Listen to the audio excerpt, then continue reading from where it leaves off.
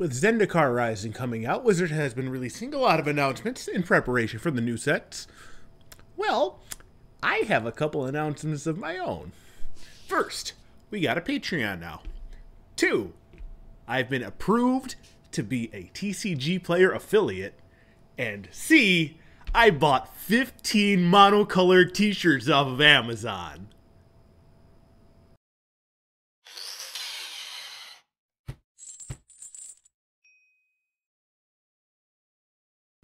Hello everybody, welcome back to Chain of Commander, your source for general chit-chat on the Commander format. This is your Commander-in-Chief Billy G here, coming at the tail end of Zendikar Rising spoilers, and let me tell you, there's a lot of stuff in this set that is a little bit of a break from the norms of intuitive rulings, if you would. As such, I'm going to go over 5 rulings and interactions today that you, as a Commander player, really should be aware about, because with all these new cards hitting the format, you're bound to see at least one of these out in the wild. Now, before we get into it, if any of these cards strikes your fancy, or if you were planning on getting them anyways, like I said in the intro, we are now a TCG Player affiliate. Feel free to use that affiliate link down below in the description to buy those cards. It won't cost you a single cent more, but it will help out the channel. And you know what? While you're down there, there's a nice little subscribe button. Feel free to subscribe if you haven't yet. I would love it if you would join us going forward. And that said, let's get into this spice. It's so good.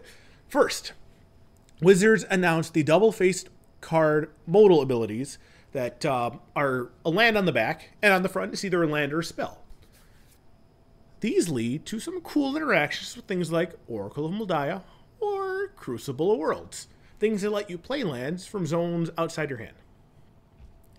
Normally, when it comes to double-faced cards, they are just the characteristics of their face, and on the whole that applies to these as well. However, if something gives you the ability to play a specific characteristic, like let's say Oracle lets you play lands from the top of your deck, you can actually look at the back side, and if that's the side you want to play, you can play it as that land. So you can play it, let's take for example Sejiri Shelter. On the front it's an instant, on the back it's Sejiri Glacier the land. If you have Sejiri Shelter on the top of your deck with an Oracle of Daya, you can play Sejiri Glacier as your land for turn. You cannot, however, play Sejiri Shelter as an instant just because it's a land on the back. It doesn't work that way. Same thing with Crucible. If you have Sejiri Shelter in your graveyard, you can play the Sejiri Glacier portion of it as your land for turn with Crucible. Now, let's say you are looking through your deck for a land. Let's say you're crop rotating into something. That will only look at the front face of the card. Since you're not playing the card, you can only look at the front face, so you would only be subject to Sejiri Shelter, and that's not a legal target for crop rotation. But let's say you're crop rotating and you're using one of the double-faced land cards. You can only look at the front face of that. So you can get the front face of it, you won't be able to get the back face of it. I hope that makes sense. I'm going to ask that a lot here. I want to make this as clear as possible for you folks. The next one we have is a case study in layers. Everybody loves layers. And that's going to be with Ashaya, Soul of the Wild. That's the legendary elemental that's power and toughness are both equal to the amount of lands you control, and she turns your non-token creatures into force in addition to their other types. And a lot of people are wondering, how does this interact with Blood Moon? Well, I'm here to answer that for you. And once again, like I said, this is a matter of layers. Let's say you have Ashaya out and somebody slams a Blood Moon. Both of their abilities that turn things into lands and change other lands both apply at the same layer. That's layer 4. Since they apply at the same layer, you have to look at dependencies. Ashaya's ability will occur regardless. Blood Moon's ability as to whether it affects something does rely on Ashaya's ability happening first. So hers will occur first, and then Blood Moon's effect will occur second. So Ashaya will turn them all into forests, and then Blood Moon will turn Ashaya and all your creatures into mountains, creature mountains with their power and toughness. Go down a couple layers, you end up at layer 7A. That is the layer that sets power and toughness for your creatures, and this is where Ashaya's ability that sets your power and toughness would apply. However, since the Blood Moon has already taken effect, this ability no longer occurs, and that numerical value for power and toughness, it defaults to 0. State-based actions are then checked. Ashaya has 0 toughness. Ashaya dies. Your creatures go back to just being themselves. Now, Let's say somehow Ashaya lives. She has a 1/1 counter on it, so that even after all this is done, she's still a 1/1. She's still on the board. What are your creatures then? Well, at that point, your creatures are going to be land creature mountains with their set power and toughness, and the only abilities they will have is to tap for red. So think of it kind of like red Dryad Arbors, if you would. Layers are confusing. Hopefully this kind of clarifies a little bit of stuff for you and makes a little bit more sense to you. That said, we got more crazy interactions here. And the next one is kind of for our token friends here. I know one of the new legendary artifacts here, Lithoform Engine, that's the one that copies whatever you want. It has an ability to copy triggered abilities, has an ability to copy instants and sorceries, and its last ability has the ability to copy permanent spells. When it copies this permanent spell, that permanent will resolve for you as a token. So some people are like, oh, ho, ho, if I have doubling season out, I can get double the amount of permanence out of this because it will copy that ability, and then the token will get doubled by doubling season. Let me hold you up right there. Not quite. For doubling season to work, it's a replacement effect. It needs to see something create a token, because when a token is created, it will create twice as many of that instead.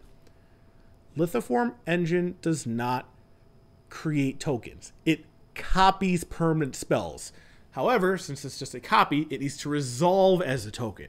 This is not considered creating by the game's rules and mechanics, so it doesn't get benefits from that replacement effect from doubling season to be doubled, so you'll still only get the one token.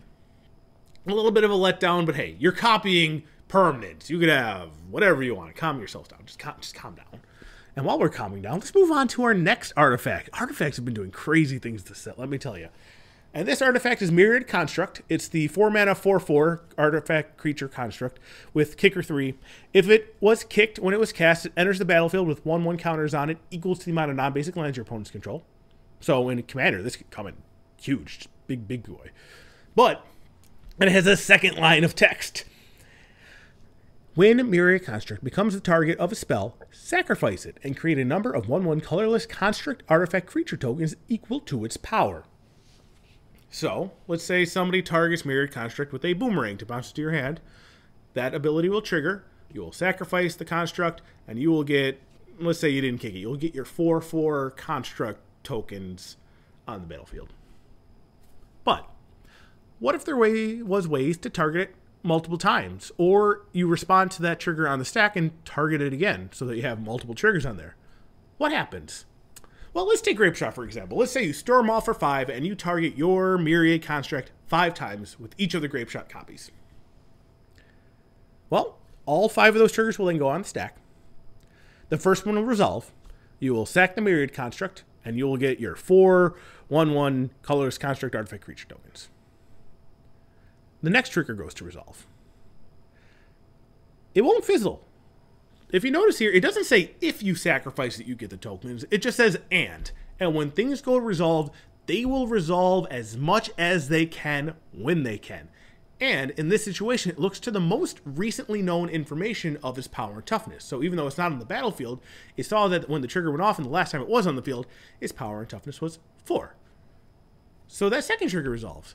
It makes another 4 tokens, and so on and so forth. So for the 5 triggers you got out of your Grape Shot targets, you now result with 20 construct tokens on the field. And this seems like an ability and an interaction that can be easily abused in the Commander format to result in a whole bunch of tokens. So definitely something I might try experimenting with going forward. Now the last one I got for you here, that is Scourge of the Skyclaves. This is a creature demon that it has kicker. And if you cast him and it was kicked, it cuts everybody's life total in half, rounded up. But most importantly, it has another one of those star things that defines power and toughness. And it says Scourge of the Skyclaves' power and toughness are equal to 20 minus the highest life total among players. So this can go into negative numbers if somebody's still at 40 life in Commander. Now, this particular effect that sets power and toughness applies in all zones. In your graveyard, in your hand, on the battlefield. It applies everywhere. And normally, the game wouldn't care. The game would just consider this more or less to 0/0 for all intents and purposes. However, if anything mathematically requires the use of the negative numbers, it will use those negative numbers. And I'm going to reference Rule 107.1b on this one. Most of the time, the Magic game uses only positive numbers and 0. You can't choose a negative number, deal negative damage, gain negative life, and so on. However, it is possible for a game value, such as a creature's power, to be less than 0. If a calculation or comparison needs to use a negative value, it does so. If a calculation that would determine the result of an effect yields a negative number, 0 is used instead unless the effect doubles or sets to a specific value of a player's life total or a creature's power and/or toughness. Emphasis on that line. If a calculation or comparison needs to use a negative value, it does so. So, let's say you have Nethroi. Let's say you cast Nethroi for its mutate cost and it lets you bring back so much power and toughness from your graveyard. Let's say Scourge of the Skyclaves is in your graveyard as a negative 20/20. That negative 20/20 is added exactly how mathematically it would to the situation, allowing you to bring back an extra 20 power worth of stuff. And that is just insane. Nethroi players, pay attention to this. This guy might be an auto-include in your deck because you can just bring back so much more stuff for you folks. Just, whew. Oh my goodness, this is just insane. Absolutely insane. That's all I really have for you folks today. I hope I made things a little bit clearer for you.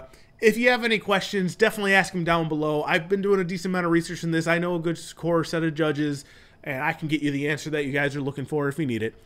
Like I said, while you're down there, if you like what I'm talking about, if this video helped you out at all, definitely consider subscribing. And if any of these cards, if you want them for yourselves, use that TCG Player affiliate link below. I would love it for you to just join us going forward, help out the channel. Sign up for my Patreon if you would, if you want. I don't know. I'm rambling. I hope you folks all enjoy your Zendikar pre-release weekend and the set going forward. I'm going to let you get going now. Y'all take care and have fun on one of the most fun planes that Magic has to offer. Adios, muchachos.